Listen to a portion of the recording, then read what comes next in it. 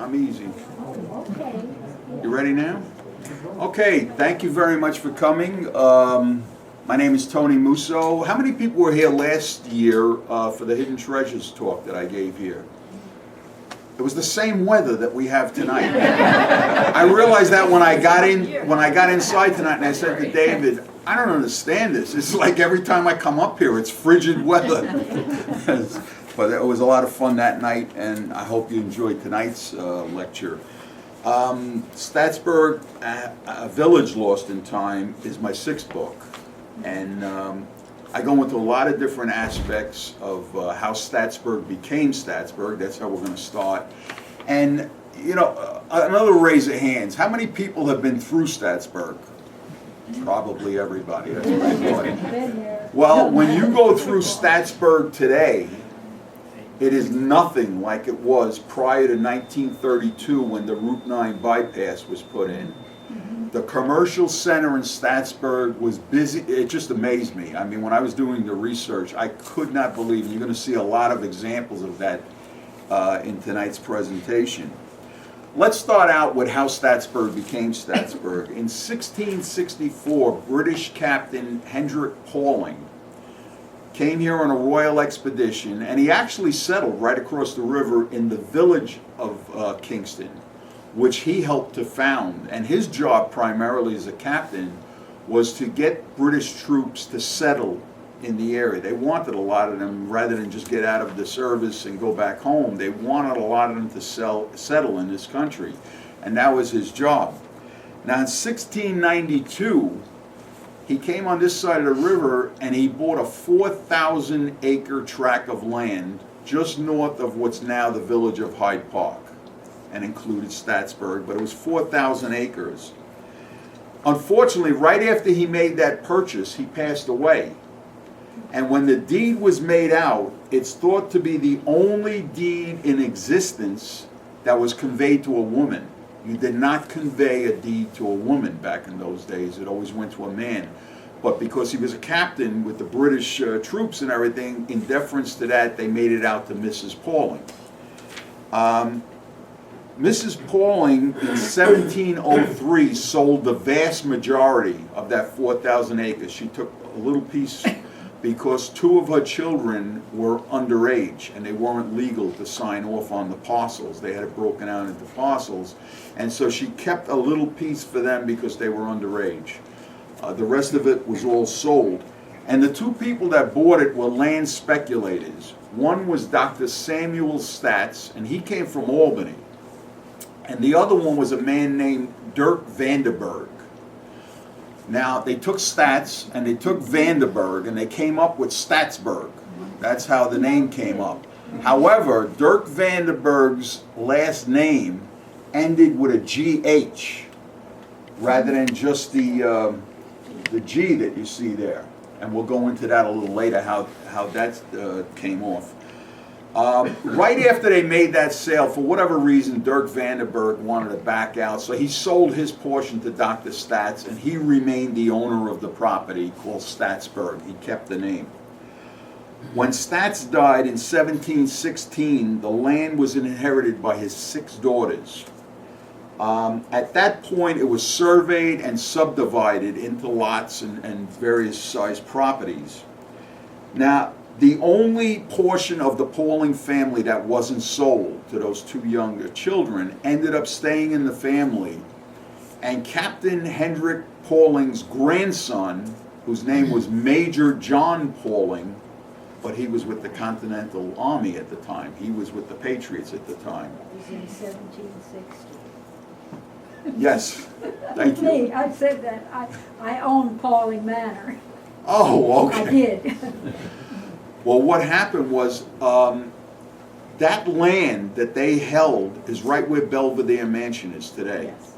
Yes. Now, because he was with the Continental Army and he was a major, he was visited by George Washington. He was visited by a lot of Continental officers and their troops that came with them. That house, unfortunately, burned down in 1899, and Major Pauling did not want to rebuild right there.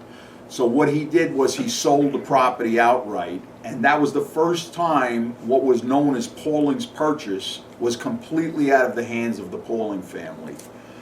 The house was replaced with what you see today at Belvedere Mansion, so you figure 1900, 1901, and that remains today as a catering hall. As far as the H being dropped from the Staatsburg name, it was dropped in 1890 as part of the U.S. Board of Geographic Names Standardization Program. That's a mouthful. But they dropped the H off of there because if there was any other community in the country at that time that had a similar name, due to postal things, regulations and everything, they had to separate the names or break them down somehow. And that's when the H was dropped. This causes a lot of confusion though, because when people go today to the Mills Mansion, it says Staatsburg State Historic Site with an H on the end. And people say, well, wait a minute, is it the G? I've had that at other lectures, you know, from out of the area. And people say, is it G or is it GH? And I have to explain how it started as GH, and that's why the state put that up there in reference to what it was originally named. So everybody went to Staatsburg. My first time in Staatsburg really was probably 30 years ago. My children were very, very young, and someone told me there was great snow sledding down behind the Mills Mansion. And so that was the first time I went there.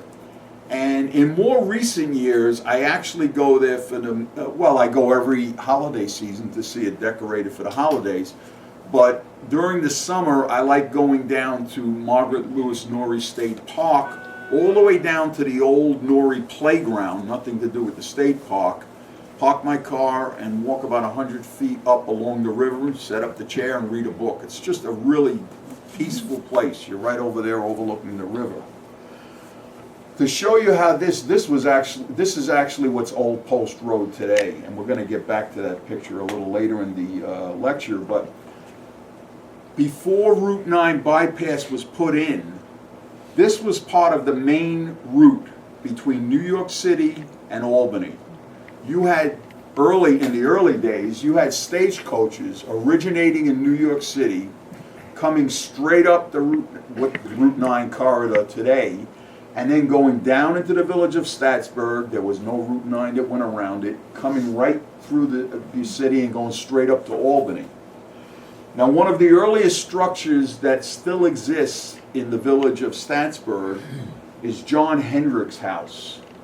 This house sits on the east side of today's Old Post Road. When you pass the entrance to Margaret Lewis Norrie State Park, it's about a quarter of a mile to a half a mile on your right-hand side. This house was built in 1795, and it was one of the first stagecoach stops to be built along the route. When you think about it, our area, well, we're a little further north in Rhinebeck, but down there it's almost halfway between New York City and Albany, so it was a great place to stop. Now, when I was doing research on the house, which is still privately owned, by the way, the ground floor appeared to have a tavern right in the center, and then on both sides they had lodging rooms, so they could stay there overnight because you didn't have that many people on the stagecoach anyway. The upstairs is dramatically different than the downstairs, so you could tell that's where John Hendricks lived because it's got beautiful mantel places and fireplaces and, you know, all kinds of, so there's definitely a distinction between the first floor and the second floor. Now, when Hendricks died in 1815, the land and the house and the bond, the Dutch bond that's on the property, was sold to land speculator George Lamary. And he sold 90 acres of it, not including the house, to William Dinsmore. Now you're going to hear more about William Dinsmore because he established the only estate in Staatsburg, in the village, that is still privately owned, called the Locusts. And that was William Dinsmore's house. One of the biggest things that happened for the village of Staatsburg is when the New York Central Railroad arrived. And shortly after the New York Central Railroad extended their line from Poughkeepsie all the way up to Albany, Staatsburg was designated an official stop. They originally put up a wood frame station in 1890, It stands right along what is Railroad Avenue today, and you can see the tracks are basically right in front of it. Now, this building was torn down in 1913, and the reason they tore it down is the same reason they tore down the original wooden station in Hyde Park, which, as you know, if you go down there, it's replaced with a little brick station. The reason they tore down the wood station, which was much bigger than what they replaced it with, was New York Central wanted to put 2 more sets of tracks. And when they're down in Hyde Park, they can't go west because they'd be in the river. So they put the tracks on the other side, on the east side of the tracks, and they had to take the station. And then to align the tracks straight up, they had to do the same in Staatsburg. And they replaced it with this really beautiful brick structure that went up around 1913, 1914. This particular station saw an unbelievable amount of activity because now it was affordable and it was convenient to take a train from Grand Central Terminal, bring all the way up here, so you had vacationers coming up to avail themselves of the Hudson River. You also had Old Post Road today, which was the King's Highway and the Albany Post Road back in those days. You had a flow of traffic coming through. And so this place here was primarily used too by the 4 estates. There were 4 estates in the village of Staatsburg. And what the people used to do is they all had their main residence in New York City. So they would hook their private parlor cars onto the back of a scheduled train out of Grand Central. And when they got up here, there was a spur track where they would store the parlor cars, because all of them came up seasonally. Like the mills themselves, they came up October through the holidays. And in January, they had a house in Newport. They had several houses. And so it was a temporary thing, and then they hooked the car onto a train at Staatsburg to go back home to New York City when their stay was over. Now, if you have all this traffic coming through town, horse and buggies, stagecoaches, you now have people coming up with the railroad, which basically arrived in the Hudson Valley in the mid-1800s.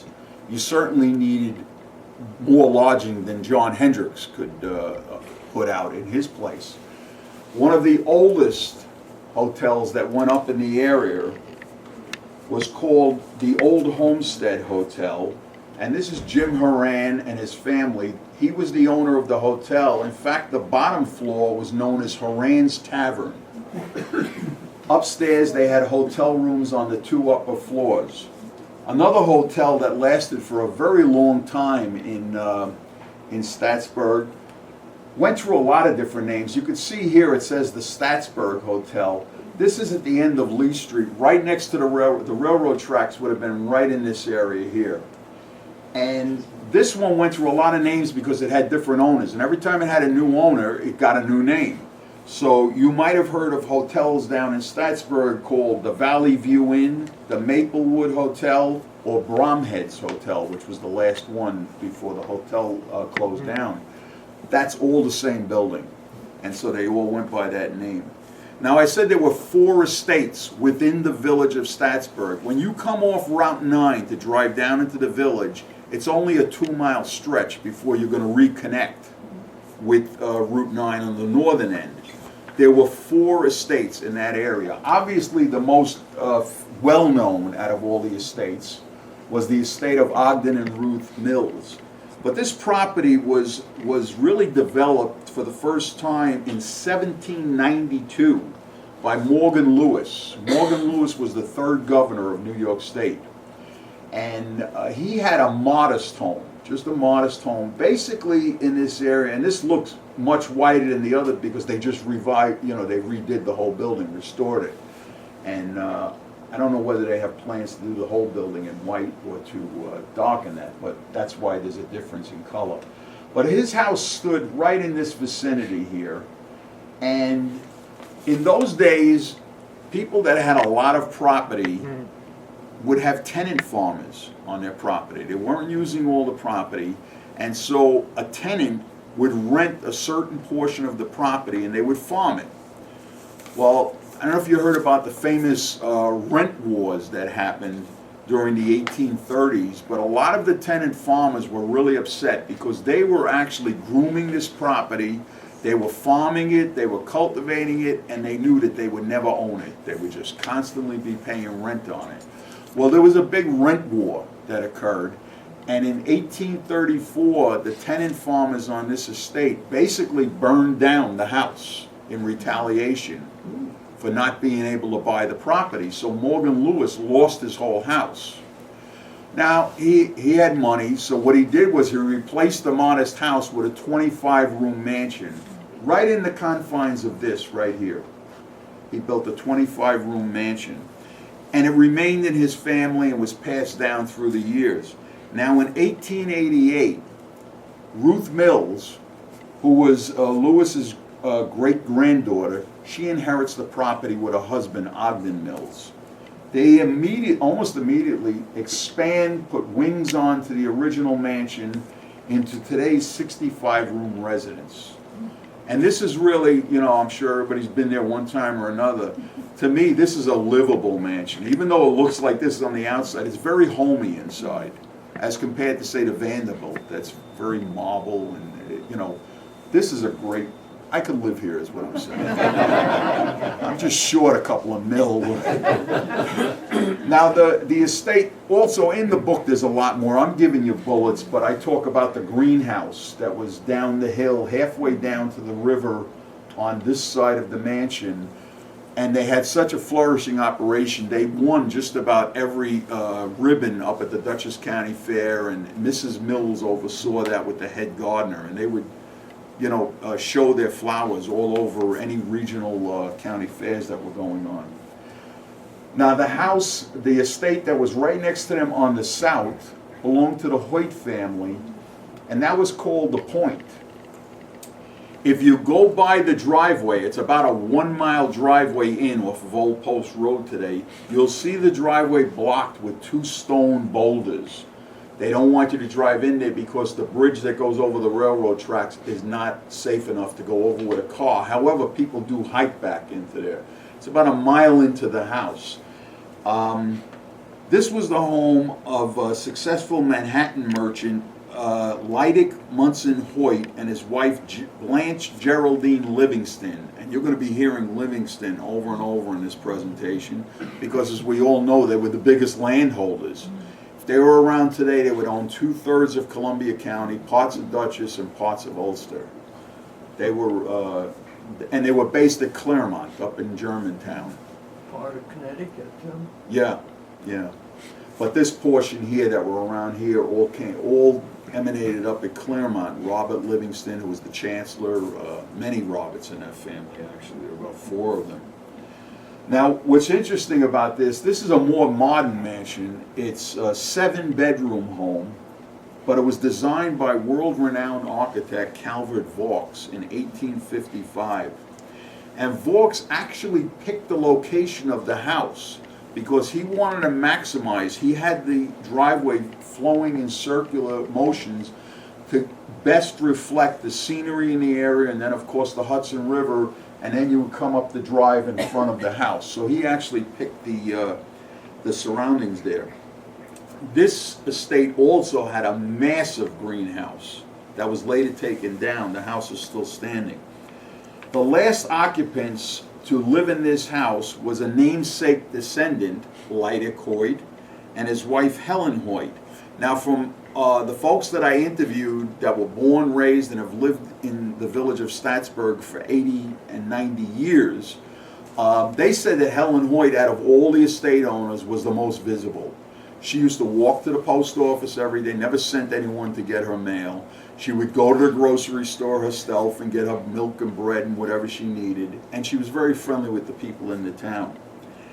Now, Lydic Hoyt, her husband, died in 1959, and in 1962 the unimaginable happened. New York State took this property under eminent domain, and their plans were to connect it with Margaret Lewis Norrie State Park, which this is part of today, but they were going to demolish the house and put a big public swimming pool in there, as if they didn't have enough land to put it somewhere else.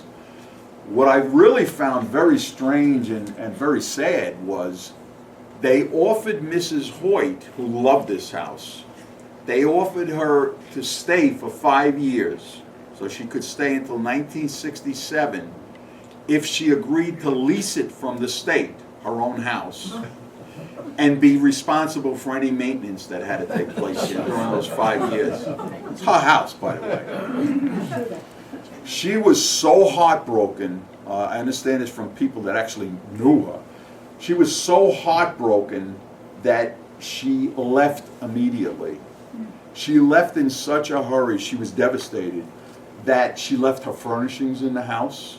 She left 2 automobiles in the garage, just left them and took off, went on the train and went right back to the city, to her home. When they were cleaning out the furniture, they moved her bed in the big bedroom, and they found a box of letters. She even left that box of letters, and in it there was a telegram from Eleanor Roosevelt sending condolences on the death of her husband in 1959. That's how fast she left. Now, what happened was, the people in the village of Staatsburg should be thanked for saving this house, because there was such an uproar. They loved Helen Hoyt. There was such an uproar about taking down a historic house like this that the Parks backed off of the plan, and they still don't have a swimming pool down there. They backed off the plan, and then they boarded up all the windows and doors so that, you know, vandalism and things like that wouldn't occur. But it's remained in that shape from 1962 to last October. Last October, and by the way, I got into the house through one of the state employees that had a key, and I was amazed. Yes, it's dirty and it's dusty, and it's been there since '62, boarded up. But the marble walls, the etchings on the marble, it's amazing. It's really an amazing structure, but it definitely needs a lot of work, like the roof, everything was deteriorating. Fortunately, last October, the Calvert Vaux Association, which are based in New York City, got 2 very large grants from the state and from the federal government, and they are now in here trying to restore the house. They hope to reopen the house to the public, and they want to make it a conference center and an education center, you know, like a museum area and everything in there. So I wish them luck with that, because it's really it's a sad story.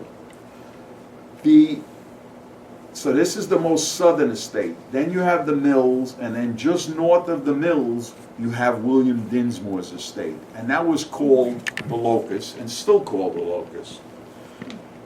This was also developed much, much earlier than William Dinsmore bought it. Henry Brockhost Livingston, here we go again, Livingston, who was a justice on the Supreme Court, who was appointed to that position by Thomas Jefferson. This is how far back we're going. He was the first to develop this property, and he actually gave it the name the Locusts because the grounds are full of black locust trees, and that's where the name came from. He named that in 1797. In 1871, he sold it to William Dinsmore. Well, I'm sure he didn't sell it. His descendants sold it to William Dinsmore, who was a president of a successful rail and shipping firm down in the city. He acquired the property, and he built this 4-story, 92-room Italianate mansion. 92 rooms in here. Perched on a knoll, you can see the Hudson River here. It must have been an amazing view from the back porch. This is probably my favorite of all the houses that I researched in the area. This is a great style and everything else. He also, his land across from the main route, now Old Post Road, was his property too. He had cows grazing out there. He developed a 9-hole private golf course. Now, of course, it's 18 holes because the state took it over and they added 9 holes. But when he developed the 9-hole golf course, it became the second oldest private golf course in the country. What he did was he built the golf course so that all these state owners in Staatsburg, naturally, the Vanderbilts, the Roosevelt family, all the wealthy could come up and they could golf on the private golf course. But he was very good with the people that lived in the village. And in fact, he reserved 2 days a week that any of the village people could use the golf course free of charge.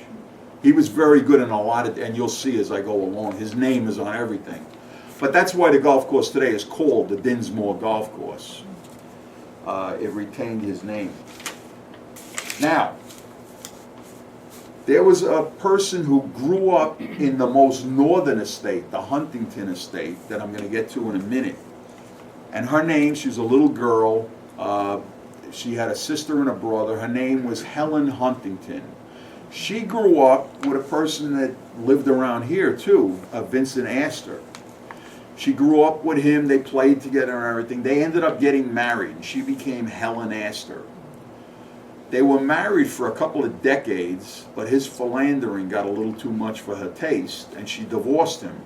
Subsequently married Lydell Hull, and she became Helen Hull. She was William Dinsmore's granddaughter.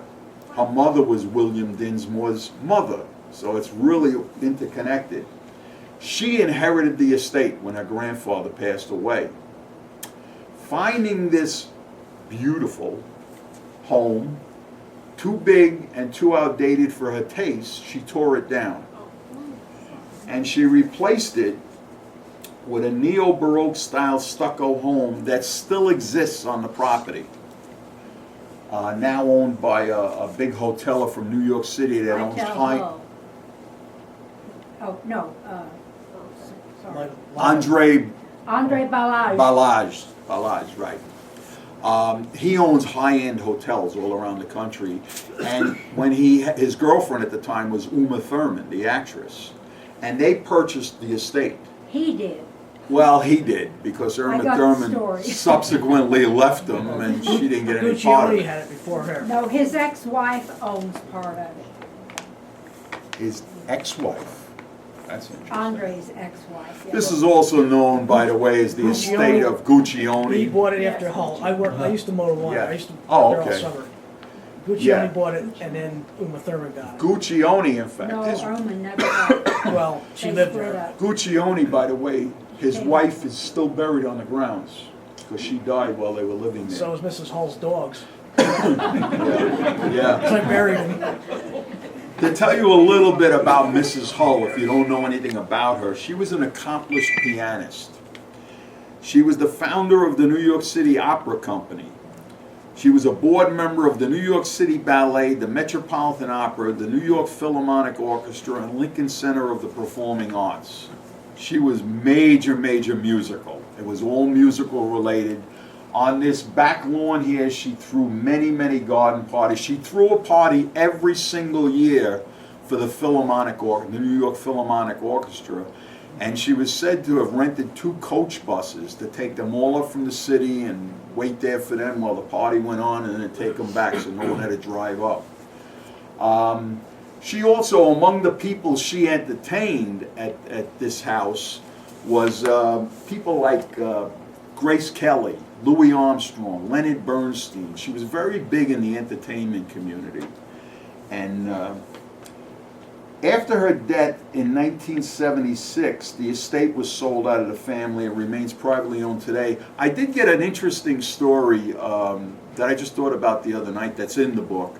But I interviewed one woman whose father was the caretaker on the Mills estate, which of course there's just a little gate between the two of them. And she was visiting her grandparents at the caretaker's house. And suddenly the gate opened and a very stately, well-dressed man came through with a top hat, and the woman had a long gown on, walking with a cane. And the grandfather got up to see, what they were doing, and he went over and came back and told them it was the Duke of Windsor and his new wife. He abdicated the crown. He gave up the crown to marry Wallace Simpson, who was a divorcee from the United States. And they were visiting Mrs. Hull, and they were just going out for a walk through the village to get some exercise. So these are the kind of people that were entertained here. Now that other estate, the most northern estate, when you come off of Route 9 at the northern entrance to Old Post Road today, that was the estate right there. It was a 300-acre estate, and it was the Huntington family's estate. It was called Hopeland House. It was Robert Palmer Huntington who built this and designed it. He was a world-famous architect. And he built this house in 1908 when he retired. He bought 300 acres up in Staatsburg. And this is a 35-room Tudor Revival mansion. By the way, Huntington and his wife Helen, which was William Dinsmore's daughter, were the first couple to be married in St. Margaret's Episcopal Church. The church had just been put up in 1882, and they got married on June 1st of 1882, so they were the first couple to be married there. Now, in addition to being a pretty renowned architect, he was also a tennis championship. If you look him up or Google him, Robert Palmer Huntington was an award-winning champion in tennis in college and in the pros. He won 2 doubles titles in the United States National Championships, which is now the U.S. Open. So he was pretty good in that area. Now, during the 1950s, his daughter Helen, who is now Helen Hull and living next door on her own estate, the parents were long gone. Her 2 siblings, her brother and his sister, had moved out of the area completely, and so Helen Hull demolished this building. I call her Helen Hull the Great Demolisher. She demolished the building. The only thing that I could figure out, I was trying to research why I knew why she knocked her grandfather's, but she knocked this down in all likelihood because when you have land with no structures on it, your taxes are much less, much less. You know, I saw some photos of this, a friend of mine has, and it was for sale. And they tried to sell it for, it was $125,000 for the building. If you wanted to buy the furniture, it was another $5,000. And that was, I think, in the early 60s. They didn't call me. I know. I didn't know that. I probably couldn't afford the taxes on this place He today. has the papers, the literature of it. Yeah. Well, that's it. They did try. She did try to sell it first, but how many people are going to buy a 35,000? You know, what is it? 35-room Tudor Revival mansion, and you can imagine the tax issues that were going on. In fact, people during that era too, further down in Garrison, were dumping their estates because the taxes were getting astronomical. So she couldn't sell it, and she tore it down. But what's also on the property is, and there's a picture of it in the book, they had a huge, huge barn. They converted that barn in later years to a hunting lodge, but a real high-end hunting lodge. All the rooms were upstairs, and downstairs there was a big dining room. And it was, for the wealthy, and you'd go up there and you could stay there and then go hunting in the area, and that was torn down too. So now, if you come off of Route 9 onto Old Post Road at the northern juncture, you go down about a quarter of a mile, and there's a little dirt parking lot on your right-hand side. It's all snow right now. But there's a little and there's a lot of trails that go through the original estate.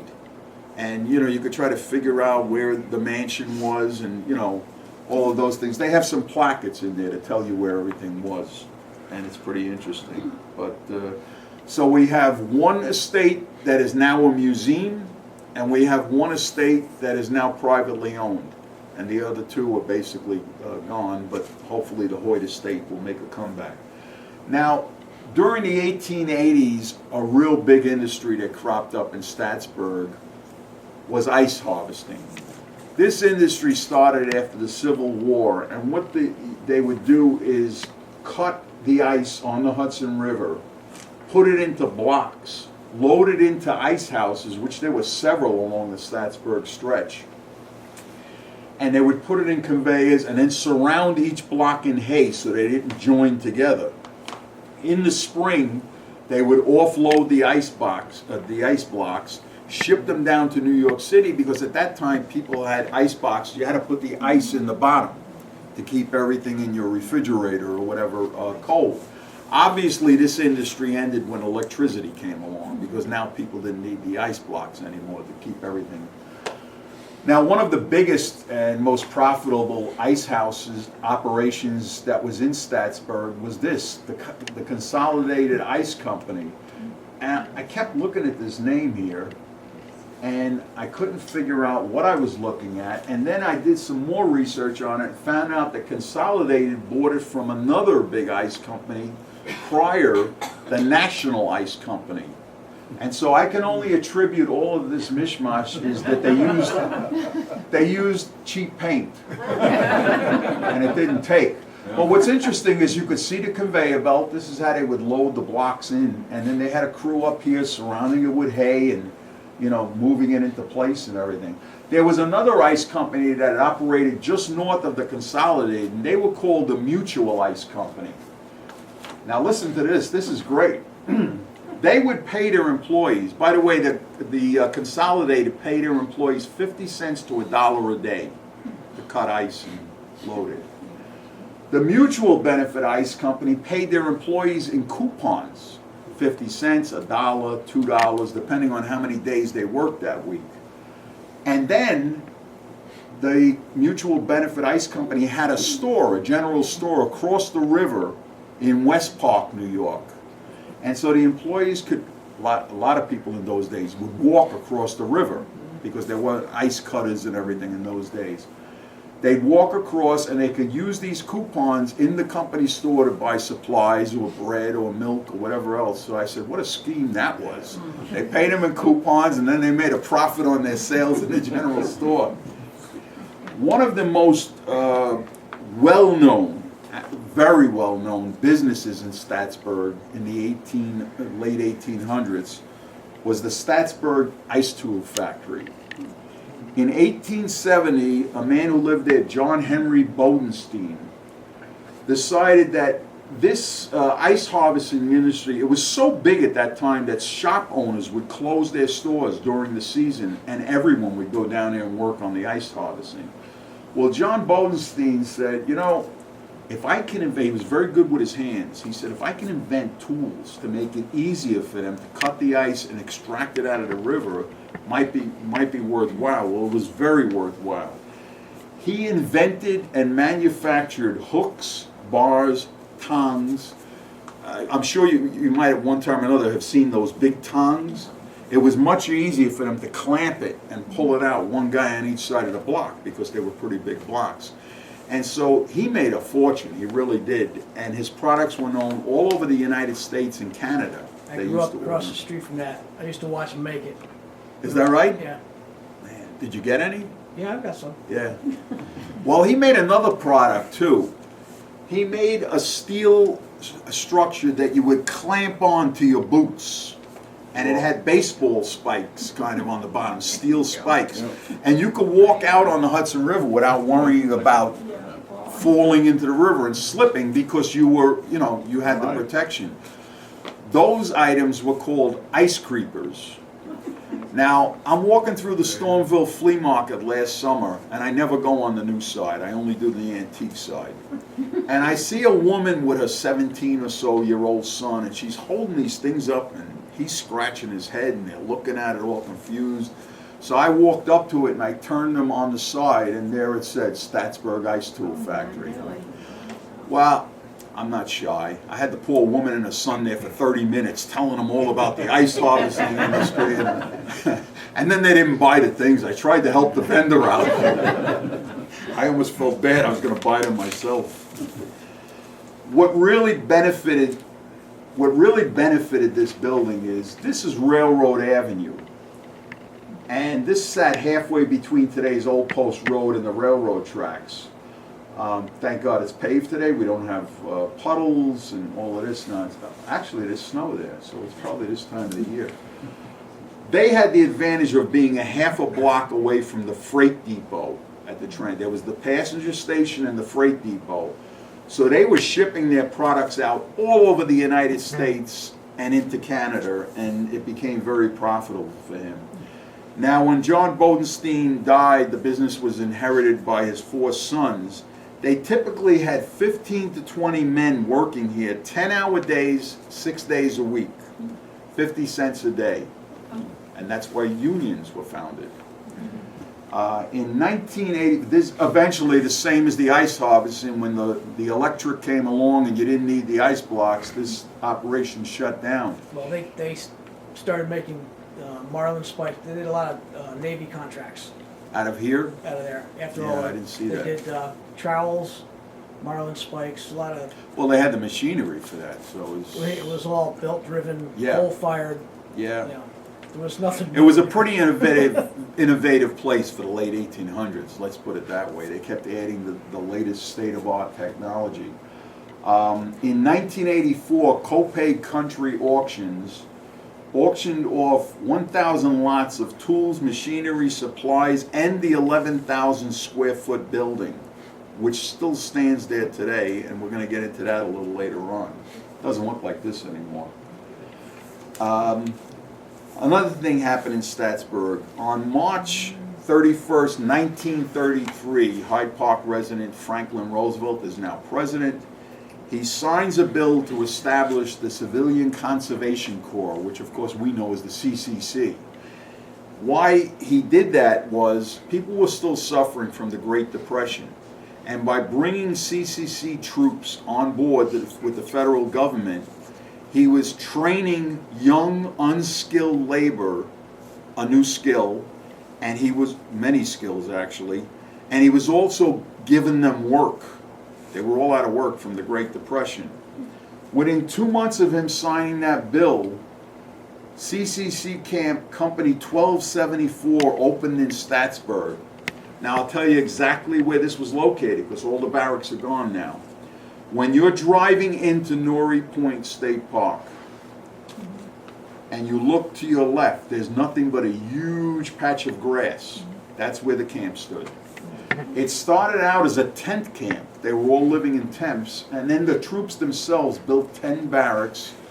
They had, for housing, they had one that was headquarters, they had one that was a dining center, and then they had one where there were counselors from the federal government. As they were getting close to the end of their hitch, they would go in and the counselor would try to get them employment on the outside, so that now they had a skill, so now he could pitch them to different places. And it was a very big operation. The CCC workers built all the roads and stone bridges that are still in use today in the state park. In fact, the next time you're in the state park, in much better weather than this, pull your car over and look at the stone bridges and the sides. They're going to be there another 200 years. They were built so excellent, you know, the way they laid everything in. My grandfather's brother was the head mason. Was he? The CCC workers, in addition, got down to the end, which we call Norrie Point. And this is what it looked like. This is a pretty rare picture, but this is what it looked like. There was a private residence, a couple of family boats around, and I don't know whether they did eminent domain or whether they purchased it from the people, but this is the CCC workers after they took that home down, building what became the Norrie Point Inn. Now the Norrie Point Inn was a pretty terrific place. It was a fine dining and dancing facility that could be accessed by automobile, there's a parking lot in this tree line, or by boat. But there was a very strict dress code. So if you were coming in on a boat, you didn't expect to get in the Norrie Point Inn with a t-shirt and a pair of shorts and flippers on your feet, you know. And the women usually wore their finest dresses, big hats. The men wore jackets and ties. And they got known for Friday and Saturday night having big bands in here for dancing. It became very famous for that. And there are a lot of really neat stories in the chapter on this about the Norrie Point Inn, how the kids from next door, what is now the Anderson School, broke in and wrecked the place, and it was a mess. But for whatever reason, this hosted a lot of weddings, a lot of special occasions, proms. But in 1970, they decided to close the Norrie Point Inn down, and 7 years later, Dutchess Community College began leasing this building to hold conservation classes there. It is now home to Hudson River Research Reserve. It's open to the public. You can go in. You can actually see the main dining room. It's still wall paneled and beautiful wood floors. And they have a bunch of exhibits in there on, you know, fishery and environmental works. And they occasionally have guest speakers down there. It's open free of charge to the public. Now, the Staatsburg CCC camp closed in September of 1937. A number of the troops that were stationed here, they used to truck young girls, I shouldn't go, young girls in, because they had dances in the main dining area on Friday nights for the troops, because they wanted to keep it lighthearted too for them. And a number of the men ended up marrying some of these young girls and staying in the area. So, you know, from Rhinebeck down to the lower part of Hyde Park, a lot of them settled in that area and raised families. By 1943, when all the CCC camps nationwide closed down, obviously World War II is here and they're all going overseas, some 3 million men had passed through the program, and it was thought to be one of FDR's most successful programs when he got into office. Now, I told you all the barracks were taken down. They just have the grass out there now. I doubt, I didn't walk the grounds myself, but I doubt there's even little structures that can remind you of the area. But for whatever reason, after breakfast every morning, all the CCC troops would go to a 2-story tool shed, nice sized tool shed, and they had their assignments handed to them, and they were given tools from the tool shed to help them do what they had to do that day. For whatever reason, they lifted up the CCC tool shed and put it down in the parking lot of the Norrie Point Inn, and it remains there today. I don't even know if it's used anymore, but if you went down to the Norrie Point Inn site, right next to the parking lot is this 2-story tool shed that's been there since 1933. So it's interesting. Now, religion was very important in the village, and they never had a house of worship. What they did was they used to meet in the living room of the postmaster, and when people got too many, they would meet in the waiting room of the train station, and they would have services in there. Well, in 1858, Mrs. Lydic Hoyt and her mother, Margaret Lewis Livingston, went to Hyde Park and told the minister at St. James Episcopal Church, we would like to finance a house of worship. We need a formal house of worship in Staatsburg. This was that chapel. See the stained glass windows and the cupola and everything. Well, within 2 years, the congregation grew so large here that they had to appoint a special minister just to oversee the operation here. In 1885, the congregation built a rectory along High Street, just south of East Elm Avenue, up on a knoll, and its land was donated by a man named Miles Hughes, and we're going to be hearing a little bit about Miles Hughes because, in my estimation, he opened one of the first department stores in the whole area, Hughes Store. We're going to go a little more into that. This was always considered to be a mission. It was transformed into an organized parish, and in May 1891, the cornerstone was laid for a new house of worship right across the street.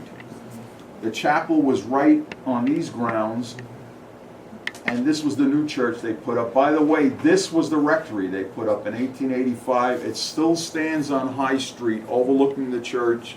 It's a private residence today. That's a great sleigh ride hill too. I don't know if I, well, Mulford Avenue was supposed to be Well, the it backs up right to the church. It's just lawn and a hill. Oh, up to you his mean house. from the house? Yeah. Yeah, I don't even know if you can get back there now. Yeah. It's all private property. You can? Yeah. I wouldn't want to hit those bricks, though, I'll tell you that. This church was named St. Margaret after a 2nd century martyr. It's designed, believe it or not, by Richard Upjohn, who was a very renowned church architect. In fact, he designed Trinity Church in Lower Manhattan that was right next to the World Trade Center. The large corner at the northwest corner of the church was financed by William and Clarence Dinsmore in honor of their parents. Now, the original stained glass windows in the chapel were replaced with regular pane glass, and they originally put the stained glass windows from the chapel, you can't see it, it's on the south side of the church in the very rear section. That lasted until the end of World War I. When Ogden Mills came back from France, he had panels of stained glass in a burned out cathedral in France, you know, with the war and everything. and he donated it to church, and in deference to him, they took the chapel windows out, it's in the south, right in the back of the church, and they moved the chapel windows into what is now the parish hall, right here. So everything is still existing.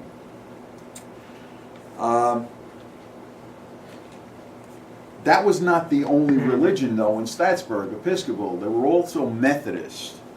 The original design of the first Methodist church built in Staatsburg in 1876 looked just like this. This is Church Street, this is Market Street, and they had this little walk around. You can see there's no other structures onto the building, kind of a simple design. Its initial congregation had 150 members attending the church, but it went through a remodeling in 1901, and it changed the exterior significantly and also added a parish hall onto the side. They took the fence down, and this is what it looked like in 1901. So you can see they put the columns up, they put the parish hall on the back, they took the fence down. So it went from that to that. During the 1940s, services usually had 100 people every Sunday at service, and another 40 kids going to Sunday school in the parish hall. But by the 60s, the membership, as would happen with a lot of churches in the area, really started dwindling down. In the 60s, you had cars, you had options to go other places, and whatever happened, people moved away and they weren't replaced by new members. In 1969, they made a decision to merge this congregation with the Methodist Church of Hyde Park, right on Route 9. When they did that, and they merged, they changed the name of the church in Hyde Park to the United Methodist Church of Hyde Park, and that's why that has the name today. Now, this building went up for sale in 1970, and it took 2 full years to sell the building because there are contingencies that still exist today. It was purchased in 1972 and converted into a private home. But the contingencies that remain today is this building can never be turned into a restaurant or, God forbid, a tavern. They only wanted to sell it if you were going to use it as a home, and so that's what happened. And it remains a private residence today. A musical couple actually owns it today. The building was sold in 1972 for $10,600. I don't know why I wasn't up in this area at that time. God. The third and final church that went up in the village of Staatsburg was a Catholic church, St. Paul's Catholic Church on Mulford Avenue. This was all part of the Mulford Farm. And by the way, in the book there's a picture of the Mulford farmhouse. The original farmhouse still stands on today's Old Post Road.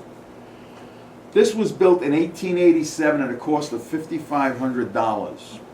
There was originally a mission church attached to Rhinebeck, a Rhinebeck parish, and then later on they terminated that agreement and they connected themselves with the church in Regina Coeli. It's Regina Coeli today. When this was originally built, the back of the church had a very, very long shed stacked with hay and water, because the only way to get to this church in the 1800s was you walk to it if you were in the village, or even the priest that was in Hyde Park would have to take a horse and buggy. That's a long walk. So you would drive in the back of the church, put your horse and buggy back there. They had all the hay and water they could want, and then after Mass you board up and head back out again. The deed to this property was actually sold to Archbishop Corrigan by John Mulford, who was the son of the original Mulford that the road is named after, for $400. The only significant modification to this church happened in 1966 in accordance with a Second Vatican Council mandate that said in Catholic churches the altar now had to face the people instead of having the priest back to them. And that's the only alteration that took place. And today it remains under the care of Regina Coeli. To this day they have, I think, 2 masses. One? 9 o'clock? 9 o'clock. Okay. And that's it. It's closed the rest of the week. But this was a very active, I tell in the book about the Mothers Society, the Rosary Society. They had a million different groups there. Okay, now get ready for this. Picture yourself driving through Staatsburg tomorrow, and you know what's there. Private residences, it's very quiet. Back in its heyday, it was a bustling commercial center. One of the earliest businesses in the village of Staatsburg was Charles Wilbur's blacksmith shop. Now, when everybody thinks of blacksmiths, you think of a horse, you're putting the horseshoes on the horse, but the blacksmiths in these days were really the all-around handymen of the day. They made and repaired pots and pans, silverware, all kinds of iron. And so this was a very, very busy operation. It was located along River Road. Right across the street from the ice tool factory. Yeah, right on this side of the From railroad Bodenstein's tracks. ice tool factory. It was right across the street. Now, Schouten's Meat Market was one of two butchers in the town, believe it or not. There were two butchers in the village of Staatsburg, and this sat right across the street from the Hughes Store, which I said was probably one of the first department stores of its era. This building still stands today as a private residence. Now, we discussed the Bodenstein, the ice tool factory. Well, another branch of his family ran a grocery store, and this was the H. Bodenstein Grocery Store. That was one of two grocery stores. So now we have two butcher shops, two grocery stores, and we're going to continue to grow. That store that I told you was probably the department store of his day. This was Hughes Store. It's at the end, it's on the western end of Market Street, right next to the railroad tracks. And why I say it was probably an early department store is you can go into the first floor, get your bread, get your milk, get all your canned and bottled food products. And then if you went upstairs, you can get anything from rubber galoshes to electric bulbs to silverware, anything you needed up there. So it was kind of the Kohl's of today or whatever like that. Kohl's doesn't sell food though, so this may a later owner, who's still living actually along Old Post Road, was Alan Borner. And when Alan Borner bought this from the Hughes family, he redid the first floor and it looked like this. And that's what a lot of people even today remember going to Borner's. And it was the same type of setup with the goods that you could purchase there.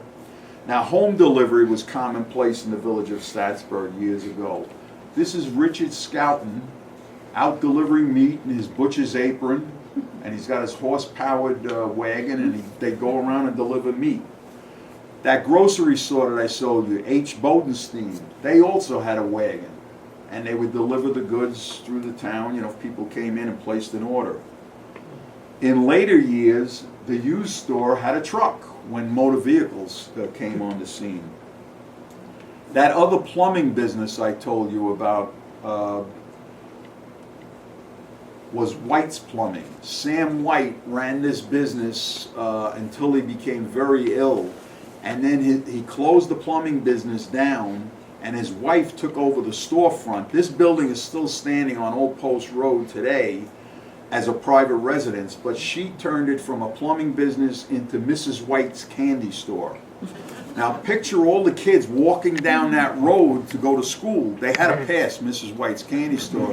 And one woman who lives up in Red Hook now, I drove up and interviewed her, and she told me that one time she had the astronomical sum of a dime in her pocket. And she said, you can't believe all the candy, because it was all penny candy in glass jars. I'm not that old, and I remember doing it. Do you really?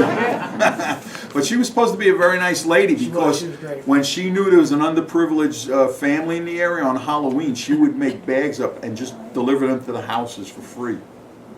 Where is that? It's right on it. It's Beaufort right at the Avenue. main Right on the corner, right? Yeah. On the corner of Old Post It's Road. 3 apartments. Yep, yep. So let's see. There's a picture of that in the book too, of the Mrs. White's candy store today.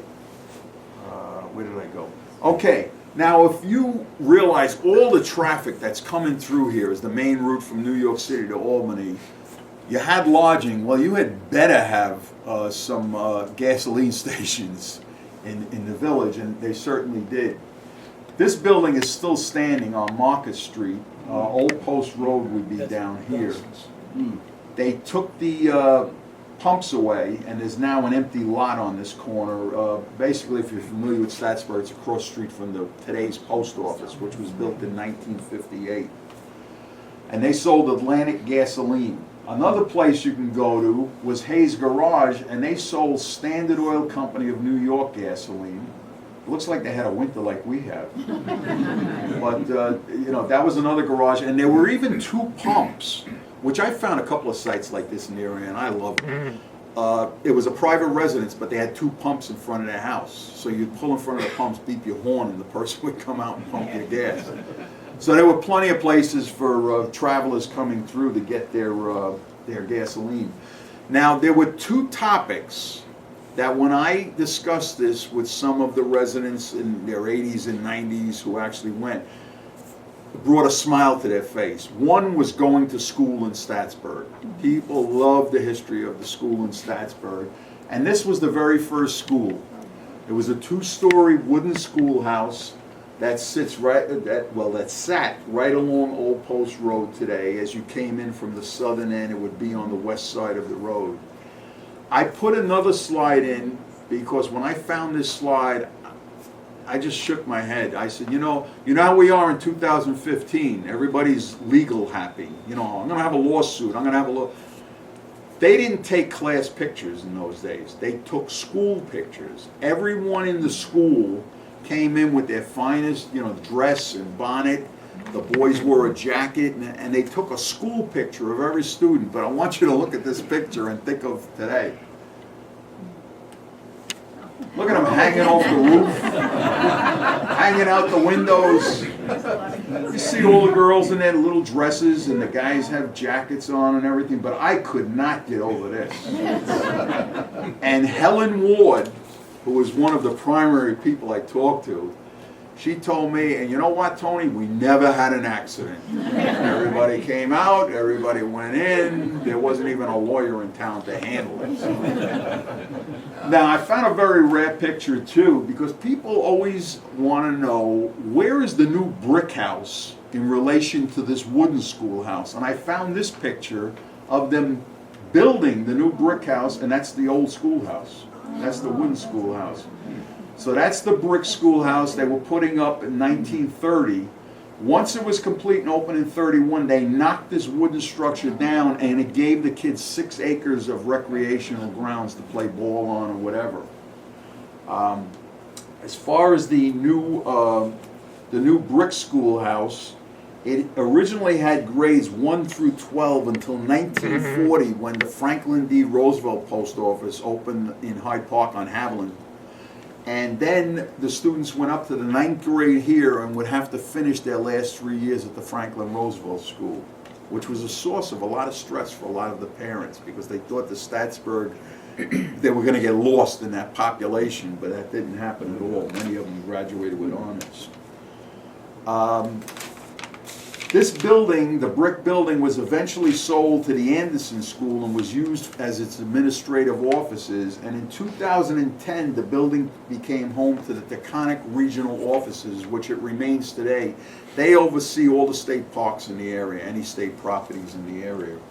But there are still many of the reminders inside the building of the old schoolhouse, like the auditorium that used to be the gymnasium and everything else.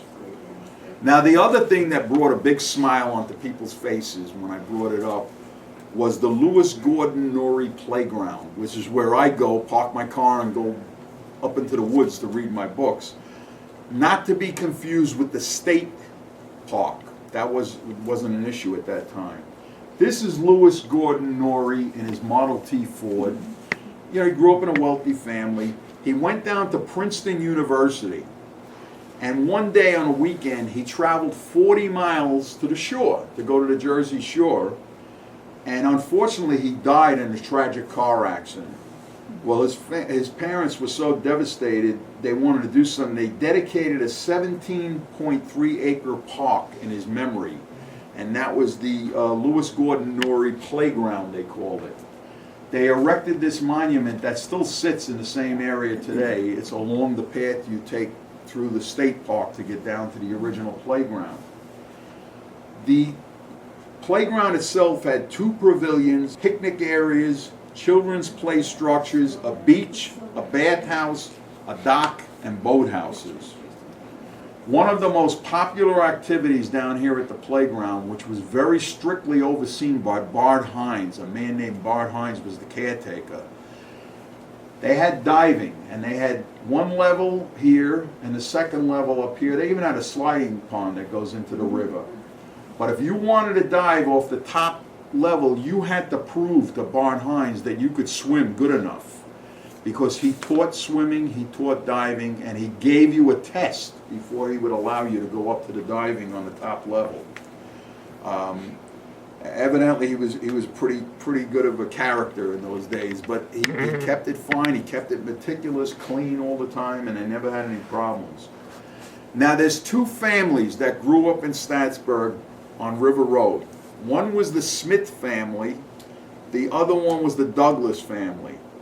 Between them, they had 24 children, 13 and 11. And both families just the kids loved to go down to the playground every day, and they would swim out into the center of the Hudson River and come back. They were huge swimmers. And so they were eventually named the River Rats. And that woman that I talked to you, Helen Ward, the one that told me a lot of stories about the place, she was in the Douglas family, and this is her right there. And that's her sister Maggie. But this is basically 2 families. As they had in many towns, just about every town in the area back in the day had their own baseball team. Well, the Staatsburg team was initiated in 1955, and the way they were able to finance, they joined the Inter-County League, so it was all teams from Dutchess County. But they didn't have money, to come forward with the initiation fee, to pay the umpires, to buy uniforms. So they cut a deal with the firehouse, which was, by the way, called the Dinsmore Hose Company. Here's Dinsmore again. And they staffed the weekly bingo at the firehouse. In return, the firemen bought them the uniforms, the entry fees, and paid the umpires for them. Well, they were so good, they had such a good record that in 1957, they were invited to play in the New York, New Jersey Semi-Pro Baseball League, which was really a big deal for a little village like Staatsburg to play semi-pro baseball. Well, the firehouse couldn't afford those fees. They were very big, because they were playing teams from everywhere. And so there was one person in town, his name was Walt Benson. Walt Benson went way up the ranks with IBM, and he moved to California, and he's 84 years old today. But I got a phone call from someone in Staatsburg that said, Walt Benson is coming to visit. He comes every other year to visit his old friends in Staatsburg. So they gave me his cell phone number, and he was actually in Chicago waiting for a connecting flight, and I got him, and I told him what I was doing, and I said, I'd love to take you to lunch, and maybe we can talk, and that's just what we did. Walt Benson was the type of kid, everybody told me this, he was obsessed with baseball. He was a big Brooklyn Dodger fan. He could give you all the stats off the top of his head, which made me impressed because I come from Brooklyn. But Walt Benson could be in this weather with snow on the ground, and he'd be walking around with a baseball bat and a glove all year round. Well, Walt Benson, they were in a dilemma. They wanted to join this league, and they didn't know what to do. Well, Walt Benson got on a train and took a train down to the city and went to the Rupert Breweries, the big brewer that was down there, and he pitched them to sponsor this team in Staatsburg, New York. Now, the reason he went to the Rupert Breweries, as some of you may know, Jacob Rupert once owned the New York Yankees, and he's actually the man that brought Babe Ruth down here from Boston Red Sox and cast a 76-year hoax on the team up there. Listen, they were just terrible. They don't want to understand. They were terrible. My team beat them in '86, so that's all right. Now, What happened was they went from being called the Staatsburg Firemen to be called, the Jacob Rupert Breweries agreed to do it. Their new name was called the Staatsburg Knickerbockers because Knickerbocker beer was the premier product of the Rupert Brewery. Now they did have a little controversy because in return for buying them uniforms and paying all the fees and everything, Rupert Breweries wanted to put a big sign in the outfield, left field, advertising Knickerbocker beer. But because the school is right down the road from Dinsmore, and a lot of the school kids would be on there, a lot of town, village people were upset, and they kind of had to negotiate. What they finally ended up doing is, 1 hour before the game would start, they'd hoist this big sign up and put it in place. And as soon as the game ended, the sign had to come down and they'd store it in the school. And that's the way they worked it out. It's pretty neat. Now, I have one chapter in the book called Staatsburg Responds to World War II.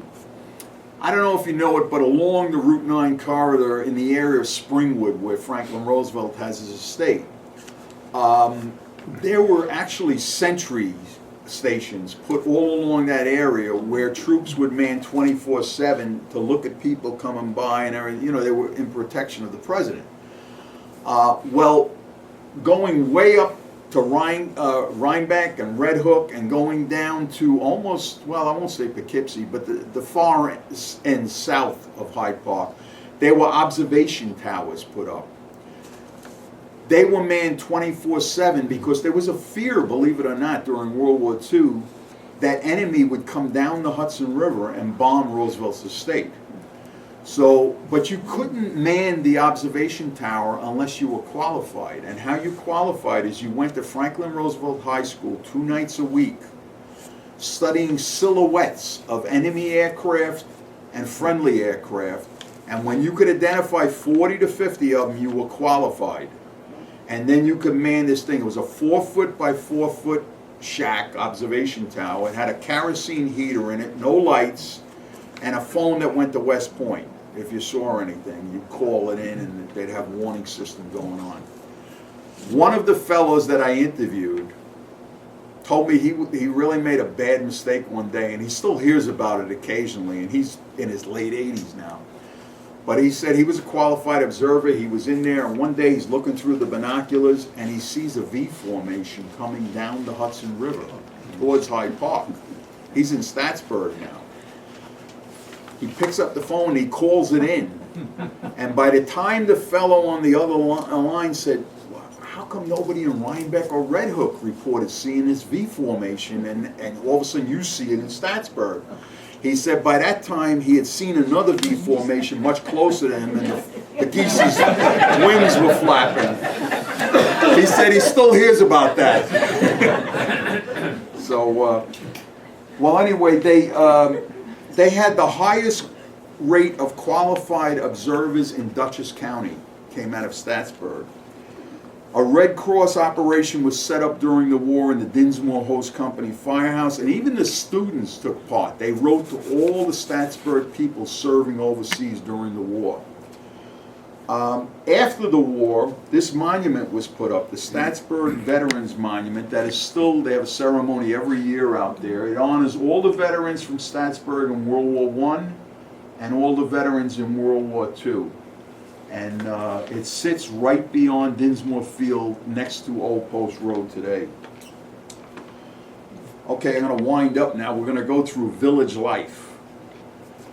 This is the original post office that stood on Market Street. In fact, you can see this loading dock here. To give you a perspective of where it is, that was the loading dock for Hughes Store. So this was the next building east of that. And you can see the postmaster standing in the window. But what I found interesting about this was they used to drop mail from the train. There was a mail car on the train, and they literally threw the sack off the train, and the post office employee would come out, get the sack, bring it back, and sort it. Well, the last train of the day in Staatsburg was 7 o'clock. So all the residents would gather outside the post office and gossip and catch up on the news of the day, while the employee got the mail, sorted it, handed it out. So this post office was open till 7:30. And the last person that owned this building, you're familiar with Osterhout Electric down in Hyde Park? Ralph Osterhout. He used to use this as a storage center for his electrical supplies, but he said the building was really leaning by that time, and he eventually just knocked it down. He couldn't do anything with it.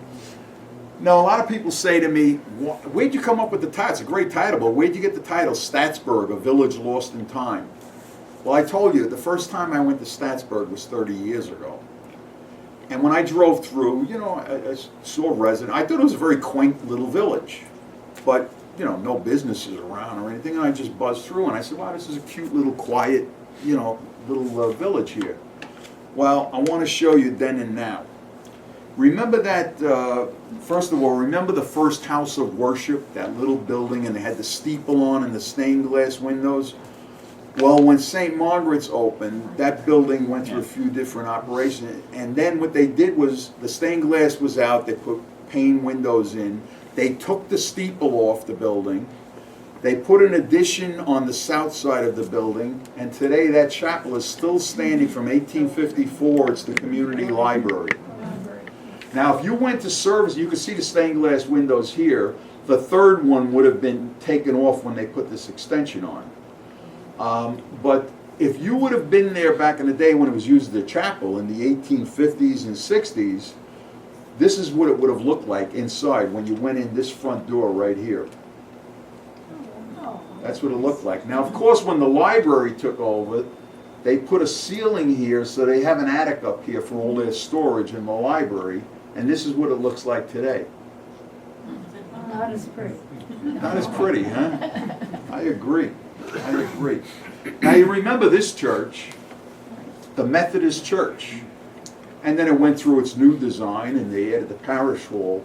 Well, it's gone to a few different owners, and thank God, all the owners that owned this as a private residence knew the gem they had, and they really took care of it. And this is what it looks like today. Just a beautiful, that'd be a nice place to live. $10,600. Did I mention that? I always wanted to live in an historic place. Where is that?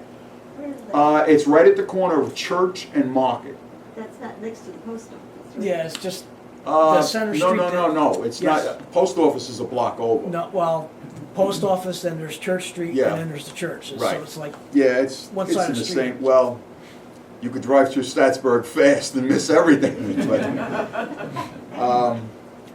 Now the early Dinsmore Hose Company. This is an early picture when they used to wear the uniforms, and they had their very first electric motor vehicle, fire engine. You could see the two wooden doors here, the two bays, and the central entry. But you could see how thin the building is. It's a very thin building. Well, here's another image that shows the firehouse here, and they had this little driveway to come down. And then there was a 55-foot by 80-foot commercial building that through the years was the Staatsburg Garage. It was where the Hyde Park Bus Company parked their buses. It was a new car dealership at one time for Buicks and Cadillacs. And the last business that operated in this building was C&E Trucking. And they used to truck milk and dairy products all throughout the area. Well, when they moved upstate, further upstate to Canajoharie, this building was immediately taken down, and the fire department took advantage of having that empty space and added these bays onto their property. But notice the original Dinsmore firehouse. It's still got the wooden door bays. It's still got the wooden door. And I had really the pleasure of, they invited me in when they knew they saw me taking pictures. And they said, what are you doing? I said, I'm writing this book on Staatsburg. And they brought me in, and downstairs in the basement, it would have been below this area here, they had two bowling alleys down there. And when I went down there, I couldn't believe, it was all dusty. They haven't been used in decades. But there was a lone bowling ball covered with dust on the thing that comes up. And I had remembered, because I interviewed two people that when they were 12 and 13, it wasn't automatic. You had to set the pins. It was hands. And the one fellow, who was part of the Smith family, as a matter of fact, that big family, he told me, my first job was a pin boy. The fireman would pay us a certain amount to set the pins. He said, I learned early on, firemen and beer go together very well. He said, I never took my eye off the bowler. He said, because I almost got my leg taken off one time. I was still out there and they threw the ball down. It's pretty wild, the stories I heard. So anyway, that's the firehouse today, the initial base. Now you remember this, going forward, backwards. You remember this building from early in the presentation, Jim Horan, it was Horan's Tavern, it was the hotel rooms upstairs. Well, that building's still standing today too. Today it's Portofino's restaurant on the first floor, and the hotel rooms up above were all converted to apartments, and I got to meet one of the people that lives on the second floor there. So,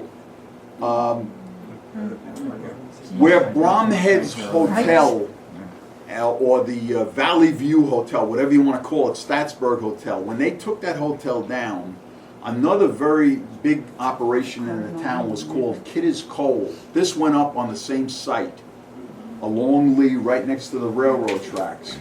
And when I went back last year to get current pictures, and I was in the village for quite a while, I noticed that while this is now an automotive operation on the grounds, those two silos are still standing, and you can still see Kidder Coal on the one silo. So my point is there's so much that's still there that can remind you, can bring you back in time if you look for them. Oh, I told you this building was still around. You're not going to recognize it because it's been refurbished, it's been upgraded, and it's been covered with vinyl siding, and it is now Foster's flooring. But it is the Staatsburg Ice Tool Factory. Now when I saw this building, when I saw this picture, I knew a part of it was going to be the front cover of my book. I just knew it. I love this picture. And this is old Dr. Heridan, who used to make house visits for $2 a piece. Can you imagine the Smith and the Douglas families? He must have been there every day. But anyway, some of the people told me he was so meticulous that if a child was really, really sick, he would visit your house daily. To the point where the parents had to say, Doc, we appreciate it, but come on, the $2 was building up real fast. You know, if you come Monday to Friday, it's now $10. That was a lot of money back then. But anyway, I want you to look at this, because this sidewalk is now gone. There's no sidewalk. There's no fence line anymore, no picket fences.